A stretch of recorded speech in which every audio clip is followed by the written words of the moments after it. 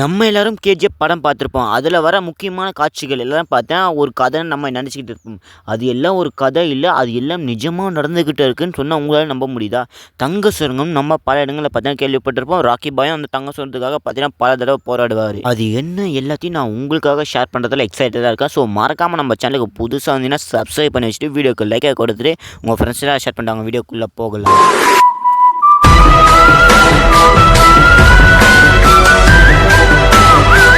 இது மட்டும் தானடான்னு கேட்டிங்கன்னா, அதுதான் இல்ல. இப்போ அதிகமான ரேட்ல இருக்கிற கோல்டோட ரேட் எல்லாமே குறையறதுக்கு வாய்ப்பு அதிகமாவே இருக்கு. இந்த ஒரு தங்க சுரங்கத்த தொடங்க ஆரம்பிச்சுட்டாங்கன்னா, சரி இதுலருந்து நான் ஒண்ணு விடாத எல்லாத்தையும் நான் உங்களுக்காக டீகோட் பண்ண போறேன். ஃபர்ஸ்ட்டு இந்த ஒரு கேஜிஎஃப் தங்க சுரங்கம் எங்க இருக்குன்னா, கர்நாடகா மாநிலத்தில பார்த்தீங்கன்னா, கோலாரன்னு ஒரு கிராமம் பார்த்தீங்கன்னா இருக்கு. ஸோ அங்க பார்த்தீங்கன்னா, இந்த ஒரு கேஜிஎஃப் தங்க சுரங்கம் பார்த்தீங்கன்னா, இங்க தான் இருக்கு. இதை எப்ப கண்டுபிடிச்சாங்க? இதை யார் கண்டுபிடிச்சாங்க? நான் உங்களுக்கு ஸ்டார்ட்டிங் ஹிஸ்டரியிலிருந்து ஆரம்பிக்கிறேன். அதாவது பார்த்தீங்கன்னா, 1987ல பெங்களூருக்கு வந்த ஆங்கிலேயர் அவங்க யாருன்னா மைக்கேல் ஃபீல்ட் ஜெனரல் மற்றும் பெல்வி தாங்கி இவங்க 2 பேரும் பார்த்தீங்கன்னா இந்த ஒரு பகுதி அதாவது பார்த்தீங்கன்னா கோலார் இந்த ஒரு பகுதி பார்த்தீங்கன்னா சுரங்கத்தை தேடி பார்த்தீங்கன்னா போகிறாங்க. இவங்க 2 பேரும் கண்டுபிடிச்சதை பார்த்தீங்கன்னா அவங்களுடைய தளபதிக்கு சொல்கிறாங்க. அவங்களுடைய தளபதி பேர் தான் வரன். இவங்க கிட்ட சொன்ன உடனே பார்த்தீங்கன்னா அவங்க என்ன பண்ணிட்டாங்கன்னா மண்ணில் இருக்கிற தங்கத்தை மட்டும் பார்த்தீங்கன்னா தனியாக பிரித்து எடுக்கிற முறையை பார்த்தீங்கன்னா கண்டுபிடிக்கிறாரு. இந்த மாதிரி தங்கத்தை பிரித்து எடுக்கும் போது பார்த்தீங்கன்னா அவங்களுக்கு கிராம் கணக்கான தங்கம் பார்த்தீங்கன்னா கிடைச்சிக்கிட்டே இருக்குன்னு பார்த்தா சொல்லிக்கிட்டு இருக்காங்க. இந்த மாதிரி தங்கத்தை பார்த்தோம் தளபதி வரனுக்கு பார்த்தா ரொம்பவும் பார்த்தீங்கன்னா ஆசை அதிகமாகிடுச்சு. அந்த ஒரு கோலார் பகுதியில் பார்த்தீங்கன்னா அகைன் ஆராய்ச்சி பார்த்தீங்கன்னா ஆரம்பிக்கிறாங்க. ஸோ பல ஆய்வுகளை பார்த்தீங்கன்னா நடத்திட்டே வராங்க. அதனால பார்த்தீங்கன்னா பல பேர் பார்த்தீங்கன்னா இறந்தும் போயிடுறாங்க. அதனால என்ன பண்ணிட்டாங்கன்னா இந்த மாதிரி பல பேர் பார்த்தீங்கன்னா இறந்து போகிறாங்க. சரி ஒரு வழியாக பார்த்தீங்கன்னா இந்த ஒரு ஆராய்ச்சியை பார்த்தீங்கன்னா நிறுத்தி வச்சிடலான்னு பார்த்தீங்கன்னா முடிவு எடுக்கிறாங்க. கொஞ்ச நாளைக்கும் பார்த்தீங்கன்னா இதை நிறுத்தி வைக்கிறாங்க. கொஞ்ச நாள் கழிச்சு பார்த்தீங்கன்னா ஆங்கிலேயர் ஆட்சியில் ஒரு மாற்றம் வருது. 1871 பார்த்தீங்கன்னா வரனுக்கு அப்புறம் பார்த்தீங்கன்னா ஆங்கிலேயர் நான் முன்னாடியே 2 பேரை சொல்லியிருப்பேன். அது வேற யாரும் இல்லை மைக்கேல் லெவல்லுக்கு. இவங்க 2 பேருக்கும் பார்த்தீங்கன்னா பயங்கரமான இன்ட்ரெஸ்ட் வருது இந்த ஒரு தங்கத்தை மேலே.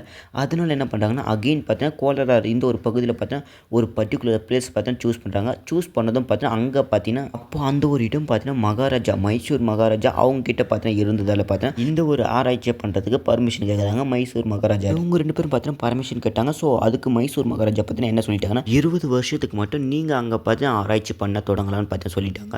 ஸோ 20 வருஷம் மட்டும்தான் இவங்க இந்த ஒரு இடத்துல பார்த்தா ஆராய்ச்சி பண்ண சொல்லிட்டாங்க. அதாவது ஆரம்பித்தாங்க 1875 தொடங்க ஆரம்பித்தாங்க.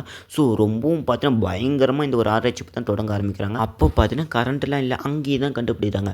மின்சாரத்தை பயன்படுத்தி பார்த்தீங்கன்னா விளக்குகளை பார்த்தா எரிய வைக்கிறாங்க. அதனாலே பார்த்தீங்கன்னா இந்தியாவில் முதல்ல மின்சாரம் கண்டுபிடிச்ச இடமா பார்த்தீங்கன்னா கோலார் இருக்குது. அப்புறம் என்ன கொஞ்சம் கொஞ்சமாக அந்த ஒரு இடத்த பார்த்தீங்கன்னா டெவலப் பண்ணிக்கிட்டே வராங்க. அங்கே ரீசர்ச் பண்ணிக்கிட்டு இருந்த அதிகாரிகள் பொறியாளர்கள் இவங்க 2 பேரும் பார்த்தீங்கன்னா வீடுகளை கட்ட ஆரம்பிக்கிறாங்க. ஸோ அந்த ஒரு இடத்துலையே பெருசாக பார்த்தீங்கன்னா அங்கேயே ஒரு வில்லேஜை ஆரம்பிச்சிடுறாங்க. அதாவது பார்த்தீங்கன்னா வில்லேஜ் மாதிரி இருக்குது. நிறைய வீடுகளை பார்த்தீங்கன்னா கட்டி முடிச்சிட்டாங்க. ஸோ பல குடியிருப்புகள் பார்த்தீங்கன்னா அங்கே வந்துடுச்சு. இந்த மாதிரி பல பேர் பார்த்தீங்கன்னா அங்கே வாழ ஆரம்பிச்சிட்டாங்க. ஒர்க் பண்ணுறதும் இல்லாமல் பார்த்தீங்கன்னா நிறைய பேர் அங்கே வாழ ஆரம்பிச்சிட்டாங்க. அந்த ஒரு இடத்துக்காகவே பார்த்தீங்கன்னா இந்த ஒரு பேரை பார்த்தீங்கன்னா அவங்க வச்சுட்டாங்க.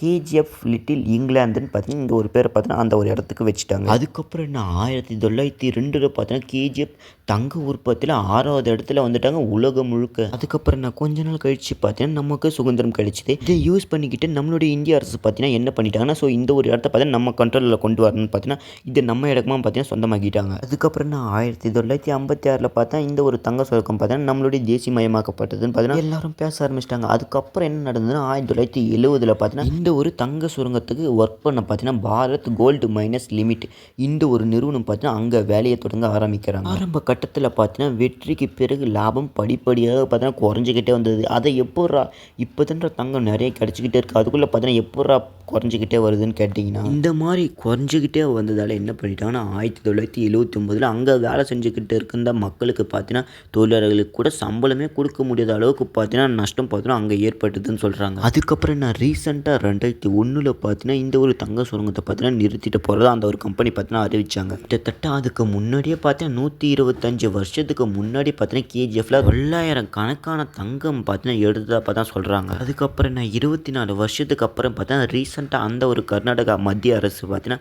இப்போ என்ன சொல்லியிருக்காங்கன்னா ஸோ அங்கே தங்கத்துலேருந்து பிரித்து எடுக்கலன்னு பார்த்தீங்கன்னா இப்போ ஒரு முடிவுக்கு வந்துருந்தா பார்த்தா பேச்சு போடிக்கிட்டு இருக்கு. பார்த்தீங்கன்னா உத்தரவு கொடுத்துறாங்க ஸோ மத்திய அரசு. அதுக்கப்புறம் நான் 1003 ஏக்கர் நிலங்கள் சொந்தமான இதுக்கு முன்னாடி முன்னாடி ரீசர்ச் பண்ணியிருந்த பாரத் கோல்டு மைனஸ் லிமிட் இந்த ஒரு நிறுவனம் பார்த்தீங்கன்னா 13 குப்பை கிடங்குகளை பார்த்தீங்கன்னா அந்த ஒரு சுரங்கத்திற்கான மத்திய அரசை முன்மொழிக்காக பார்த்தீங்கன்னா கர்நாடக அமைச்சர் பார்த்தீங்கன்னா பச்சை கொடி காமிச்சிடலான்னு சொல்லிட்டாங்க. அதாவது பார்த்தீங்கன்னா இதை யூஸ் பண்ணிக்கலான்னு பார்த்தீங்கன்னா சொல்லிட்டாங்க. அதுக்கப்புறம் என்ன, இந்த குப்பை கிடங்குல பார்த்தீங்கன்னா பல கழிவுகள் இருக்கிறத பார்த்தீங்கன்னா பேச்சு ஓடிக்கிட்டு இருக்கு. சரி, அதனாலே பார்த்தீங்கன்னா அங்கே ஆரம்பிக்கிறதுக்கு கொஞ்சம் லேட் பண்ணிக்கிட்டு இருக்காங்க. அப்படி அந்த 13 குப்பை கிடங்குகளில் என்னதான் இருக்குன்னு கேட்டிங்கன்னா பயங்கரமான ஷாக்கிங்கான விஷயம்லாம் இருக்குது. அதில் பார்த்தீங்கன்னா கிட்டத்தட்ட 32 மில்லியன் டன் பொருட்கள் பார்த்தீங்கன்னா இருக்குன்னு சொல்லியிருக்காங்க. அதில் அப்போ சுமார் தங்கம் மட்டும் எவ்வளோ இருக்குன்னு கேட்டிங்கன்னா 23 டன் தங்கம் இருக்கலான்னு பார்த்தீங்கன்னா சொல்கிறதா பேச்சு ஓடிக்கிட்டு இருக்குது. இப்போ பார்த்தீங்கன்னா இந்த ஒரு பணியை பார்த்தீங்கன்னா ரீசெண்டாக ஆரம்பிச்சிட்டாங்க. அதனால் இப்போ எதிர்பார்க்கக்கூடிய தங்க ரேட்டு பார்த்தீங்கன்னா குறையல. தங்க உற்பத்தியில் இந்த ஒரு இடத்துல பார்த்தீங்கன்னா 750 டன்னுக்கு பார்த்தீங்கன்னா தங்கத்தை எதிர்பார்க்கலான்னு பார்த்தீங்கன்னா சொல்கிறாங்க. இந்த ஒட்டுமொத்த வேர்ல்டுலேயும் அதிகமான தங்கம் வாங்கக்கூடிய நாடுகளில் இந்தியாவும் ஒரு பர்டிகுலர் பிளேஸில் இருக்குது. நம்மளுடைய இந்தியாவில் மட்டும் ஆண்டுக்கு 800லேருந்து 900 டன்னு வரைக்கும் பார்த்தா தங்கத்தை பார்த்தா இங்கே இறக்குமதி பண்ணிக்கிட்டு இருக்காங்களாம். இனிமேல் கேஜிஎஃப்லேருந்து தங்கத்தை தோண்ட ஆரம்பிச்சிட்டாங்கன்னா நம்மளுக்கு இறக்குமதி பண்ணுற வேலை பார்த்தீங்கன்னா குறையும்னு பார்த்தா சொல்லியிருக்காங்க.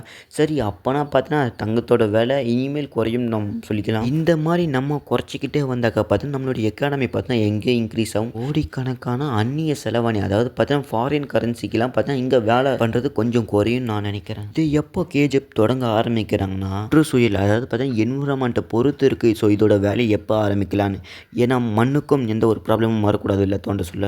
சரி, அங்கே வேலை செய்கிறவங்களுக்கும் எந்த ஒரு ப்ராப்ளமும் வரக்கூடாதுன்னா இதை பார்த்தீங்கன்னா ஃபுல்லாக ரீசர்ச் பண்ணி தான் இது ஒரு வேலையை ஆரம்பிப்பாங்கன்னு நான் நினைக்கிறேன்.